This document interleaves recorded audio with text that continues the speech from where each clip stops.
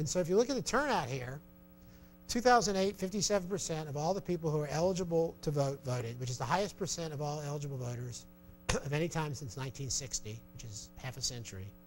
And as I said earlier, like 80% of first-time voters who voted to boost that number up, 80% of them voted for Obama. And again, as I said a minute ago, in a lower intensity election, they're the ones who are least likely to vote. And so that's really the challenge for Obama. So early voting, this is non-swing and then swing. I'm not sure because of Sandy, but at least 35, maybe 40% of the people who are going to vote in this election will have voted before Election Day.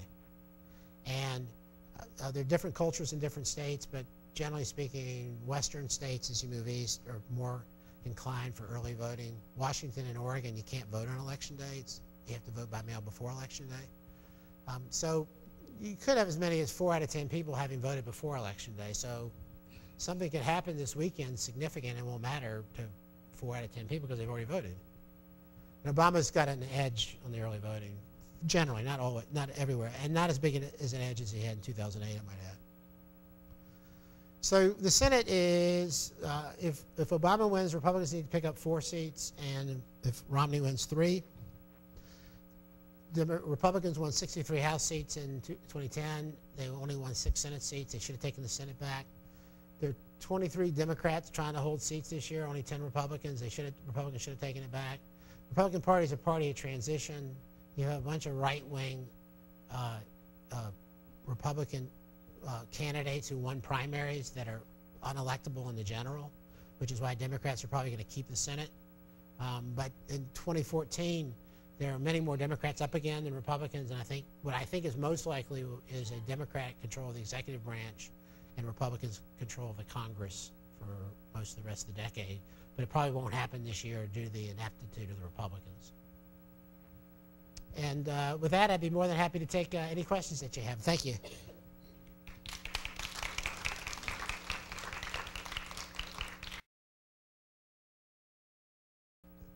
For the president of Chrysler to come out and say Romney is a liar is generally not what a CEO does. Now, the spokesperson for General Motors, the government owns like 40% or something of General Motors. He's 7 days away from potentially Romney becoming his banker. And for the General Motors spokesperson to come out to say Romney is living in a parallel universe of reality gives you some idea of either how offended or how stupid the people at General Motors are. If you take what Romney said as fact for a minute, what he's saying is government bailout for the auto industry so that Italians, praying into all the xenophobia, government bailout of our tax dollars for the auto industry so the Italians can close our factories in Ohio and make the Jeeps in China with our tax dollars.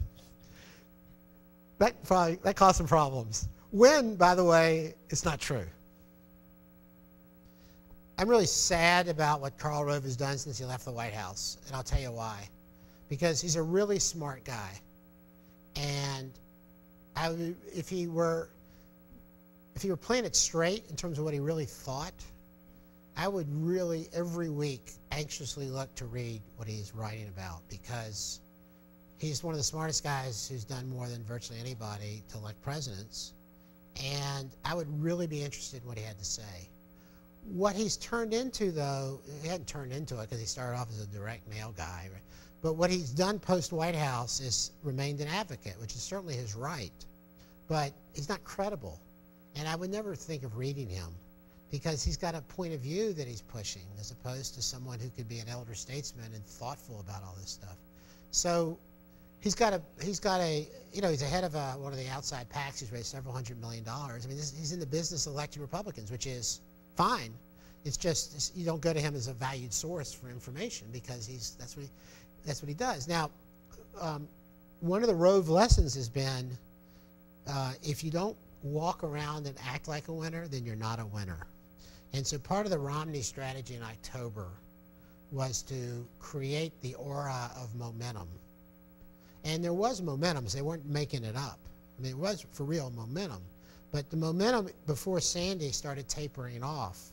But part of their strategy that Rove has personally been pushing is to keep the notion of momentum, because everyone, you do a post-election poll, who'd you vote for? The guy who won always gets like 8 or 10 more points in the post-election poll than the actual vote, because no one wants to vote for a guy who lost. And so Rove has been the author of, if you don't walk around and act like a winner, you're not a winner. And so where he is in life, what he does for a living, how he's positioned himself is fully in line with him writing a column saying they're going to get 279 electoral votes, because that's the business that he's in. So the question was, if Romney loses, what direction will the party take? I'm going to tell you the worst thing that could have happened to the Democratic Party this year. The worst thing that could have happened would be if Rick Santorum was the nominee and he got 43% of the vote. Because then people say, well, you know, you nominate some right-wing nut and you get 43% of the vote, that's, you know, that's the lesson you get, right? When Romney loses, if Romney loses, or when Romney loses, the lesson's going to be, well, you nominate some phony who doesn't believe in anything, is not a true conservative, that's what you get. And so there's going to be such a push to the right. And what's happened, just to say quickly, in the Republican Party, so the Republican Party, the last renovation it did was in 1976 when Ronald Reagan took over the party. He lost the nomination narrowly to Ford, who was a sitting president, but the Reagan wing of the party became dominant. And what happened was, let's see, what am I doing here? Yeah. So what happened was, when Reagan took over the party in '76, the Northeastern, Midwestern, trilateral commission-membered, moderate Rockefeller wing of the party got displaced by Southerners and Southwestern Republicans who looked different, thought different. I remember in the '76 convention in Kansas City, I could turn the volume off and just look at the floor with the volume off of the Republican convention, and I could show you a Reagan delegate, and I could show you a Ford delegate just looking at them.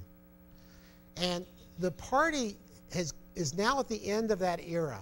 And so what's happening with these demographic changes is the center of the Republican Party is moving away from the Southwest because they're losing control of the politics out there because of these demographic changes. And so the Republican Party is, after a quarter of a century, 30 years, is transformed itself into a club for growth, small government, Tea Party party. And it's not a party of a social movement, although they're going to try to keep them as part of it, but it's the driver of the new party is small government, get government out of the economic way. It is going to repudiate a lot of the neocons' views about needing to go around the world and spend billions of dollars to change countries. So it's not just a linear DNR. It's a different party. The party has taken over the grassroots and is at the cusp of taking over the presidential, but has not yet, because of the generational placing of where people were. The only person who could have been nominated, I think, and won that's ready for the presidency on the Republican side was Jeb Bush. But, got a lot of Bushes in the last 20 years, so he didn't run. But after the election, all the push is going to be on the right in the party to be the nominee. The Democrats went and took candidates out in their primaries. The Republicans stopped doing that because the McConnells, who are moderates, Reagan couldn't be nominated in the Republican Party right now. He's too moderate. But they tried to take out a few Tea Party Senate primary candidates and lost. And so the Tea Party is the dominant wing inside the Republican Party right now, which is why Democrats are going to hold the Senate, because they nominated people outside of the mainstream in Nevada and Delaware and Missouri and Indiana. They're unacceptable in the general public. So all the push, all the hydraulics are going to be to go further and further right after the election, because Romney proved what happens when you're not a true conservative. So she said that it might jeopardize them in the long run. I sure hope so. No, I think I think the politics of the Republican Party due to economic reasons and social reasons, are out of step with the demographic changes. And I think that mostly, I mean, this is a center-right country. In 1988, 22% of the people voted said they were liberals. And this year, I think it's 21% say they're liberals. So it's like 70% of the country are center or center-right. And right now, 40% of the country, of that 70, says they're conservatives, which is much higher than it was 10 years ago. So we have a center-right country in general. And I think that to the extent there's Democrats have success right now, it's largely because they're not Republicans. So in other words, what I'm saying about what's going right for Democrats is as much about who they're not than who they are. And the politics, so there's an, I mean, the economics of our country, you can look at the economic figures and say, what's the drivers? Is it the economy or is it race? When you look at unemployment among African Americans, unemployment among Hispanics, real take home, much lower and then going down lower. So are these racial or economic politics that are going on that are driving all this? The reality is that when you look at the policies of the Republican Party, I haven't gotten to immigration. On economics, it really works against the people at the bottom economically.